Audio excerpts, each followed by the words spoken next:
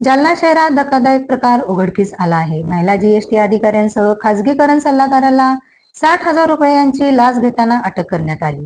राजकारण अधिकारी सुवर्णा लोंढिया आणि खासगीकरण सल्लागार अक्षय लोढा यांनी लाच स्वीकारताना रंगेहात पकडले. जालना एसीबीने ही कारवाई केली आहे. गौतम गंभीर यांच्या कोचिंगमध्ये टीम इंडियाच्या कामगिरीवर सातत्याने प्रश्न उपस्थित होत आहे. त्यामुळे गंभीर यांना हटवले तर त्या जागी कोण? व्हीव्हीएस लक्ष्मण, एम.एस. धोनी, आशिष नेहार आणि वीरेंद्र सेहवाग या 4 दिग्गजांची नावे संभाव्य पर्याय म्हणून चर्चेत आहे.